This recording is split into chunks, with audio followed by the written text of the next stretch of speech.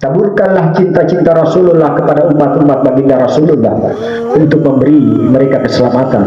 Bantulah orang-orang yang terbenam di dalam dosa, yang terbenam di dalam kesaliman. Bantulah mereka dengan cara mengeluarkan mereka untuk tidak terjatuh di dalam dosa. Inilah yang mesti dipahami, bahwa hiduplah engkau dengan apapun yang engkau cintai, tetapi engkau pasti akan berpisah. Karena itu bawalah cinta-cinta Allah dan Rasulnya. Hiduplah dengan cinta Allah dan Rasulnya, dan engkau pasti akan bangkit.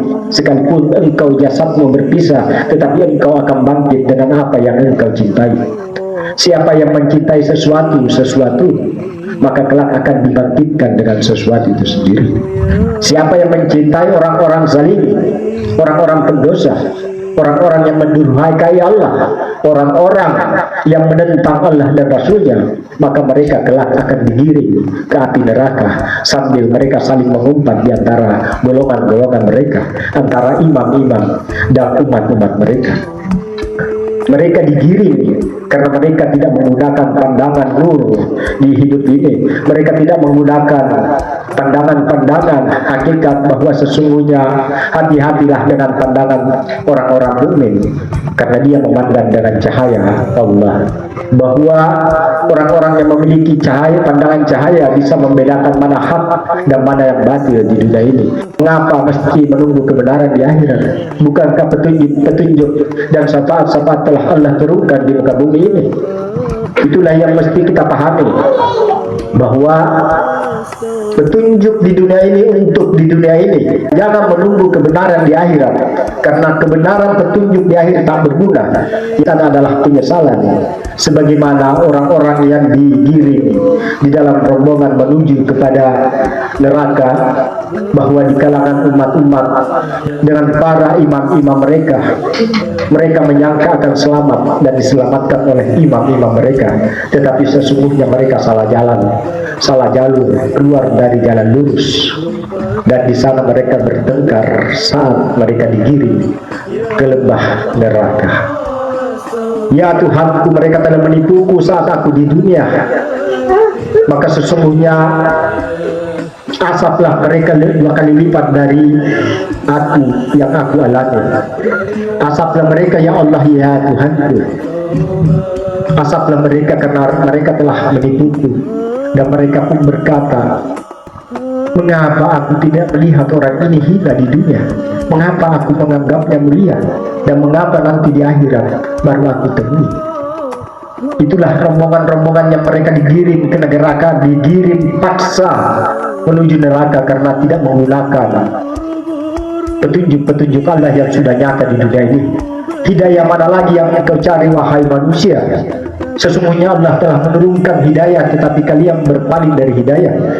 Sesungguhnya Allah telah menurunkan kitab-kitab Allah, tetapi kalian berpaling dari kitabnya, sehingga kitab bersama kalian tapi hidayah tak bersama kalian. Kalian melemparkan hidayah-hidayah, bahkan menjadikan imam-imam kalian taklid buta sehingga mematikan akal pikiran kalian, taklid buta sehingga mematikan cahaya diri kalian, dan menjadikan imam-imam kalian sebagai pengganti Tuhan. Lalu kalian berkata, aku bertuhankan Allah. Allah menjawab sesungguhnya munafik itu pendusta. Mereka menjadikan hawa nafsu sebagai pengganti Tuhan. Mereka menjadikan imam-imam mereka sebagai pengganti Tuhan. Mereka berdusta beriman, padahal sesungguhnya munafik itu sungguh sangat pendusta. Mengaku umat-umat Rasulullah SAW, mereka mengaku bahwa sesungguhnya aku adalah umatmu, bahwa Rasulullah utusan Allah. Mereka mengakui seperti itu. Allah pun mengakui bahwa Rasul itu adalah utusannya, dan umat-umat yang mengklaim diri sebagai umat Rasulullah, Allah menjawab bahwa munafik itu pendusta. Al-Munafiqun ayat 1. Inilah yang mesti dipahami, bahwa jangan sampai hidup di dalam kelalaian di dunia ini. Jangan sampai hidup dengan taklid buta.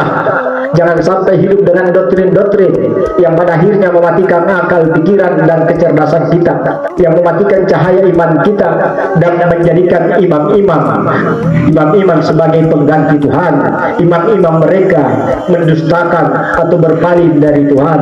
Mereka pun mengikuti daripada imam-imam mereka, meskipun berpaling daripada ayat-ayat Allah itu sendiri. Jadi hati-hatilah di dunia ini. Apa yang akan nampak di dunia ini akan kita lewati semua dan akan memasuki fase-fase berikutnya. Bahwa sebaik-baik daripada umat atau umat-umat yang memiliki kecerdasan spiritual yang sangat tinggi, maka tidak hanya memikirkan kehidupan di dunia ini, tetapi juga mampu menembus daripada alam barzah hingga gambaran tentang kehidupan di akhirat kelak.